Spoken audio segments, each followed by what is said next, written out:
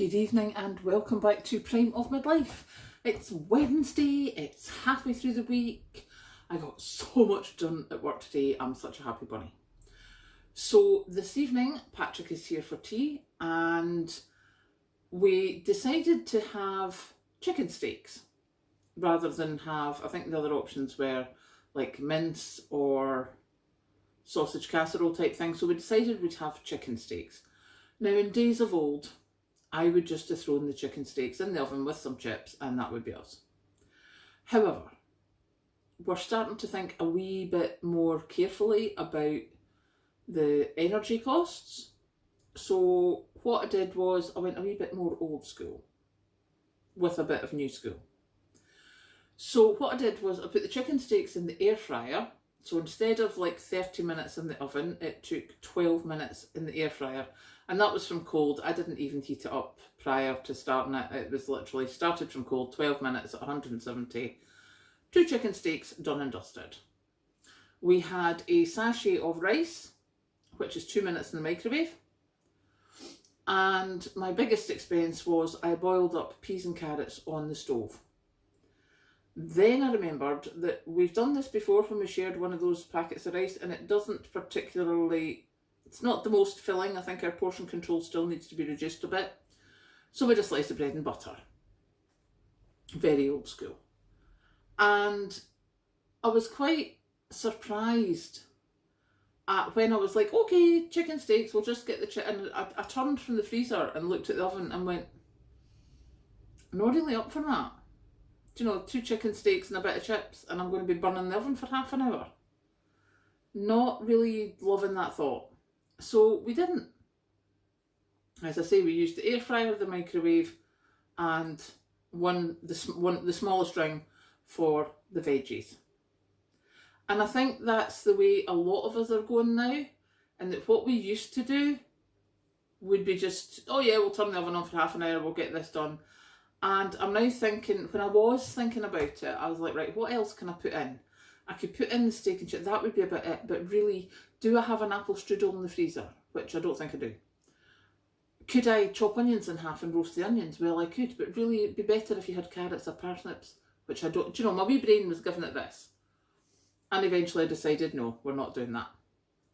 So that is how our meal went this evening. And it was quite a surprise to me the way my brain kicked in.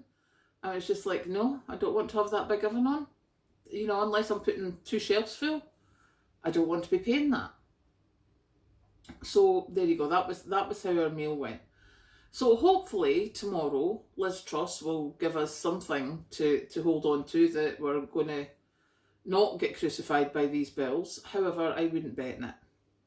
But also what I have to tell you, my hay box attempt at cooking. Now, the onions and the carrots and everything were fine. The lentils took a wee bit longer, but what did we forget about lentil soup? That my mother told me, that my daddy told me, the whole lot. Lentil soup turns, it goes sour very, very quickly. Normally what you do is you cook lentil soup, you let it cool down, and then you have it, you ladle yourself out some soup the next day to reheat. And you either fridge it or freeze it that day, because in a very short time in the second day it will start fermenting, it will turn, it will be sour. Who forgot about that? A pot from boiling sitting in there for 12 hours wrapped in towels and everything. I came in that night, I was like, yummy, I will have my soup, this will be great. Thought I'll have a wee cup of soup before I go and visit my mum in the care home. So I took it, you know, ladled it into the cup, put it in the microwave for a minute or so, heated it up, and I barely touched my mouth with a spoon, tasted the sourness, and binned the whole pot.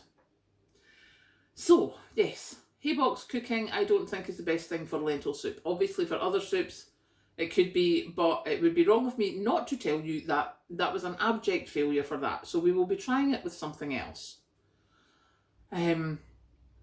Yeah, I was not a happy bunny, I have to say. That was just a wee bit much. So yes, that's, you know, nothing much to say this evening apart from my brain's starting to kick in with this, don't spend that, don't burn that electricity unless you have to. I mean, I had my water heater on for the bath and it got switched off last night before I went to bed, because I'm like, nope, don't need it. It'll be hot enough for a bath tonight when I come in. That will stay off probably right through till the weekend now. And that's saving me that water heater coming on 4 times a day, every day, because it's not me that controls it. It's this Total Heating with Total Control, which is a complete fallacy. But SSE, my provider, they decide when they're going to put the heat in, because it was built for storage heaters, which I have ripped out. So yeah, that has been switched off as well. And I think just because I've been standing here talking about this for so long, I'm getting to the stage now, it's becoming like second nature. And I'm just like, nope, not doing that. Nope, not doing that. So, oh, and the other thing, nearly forgot. Guess what I'm doing tomorrow? I will be making butter. Have you seen the price of butter?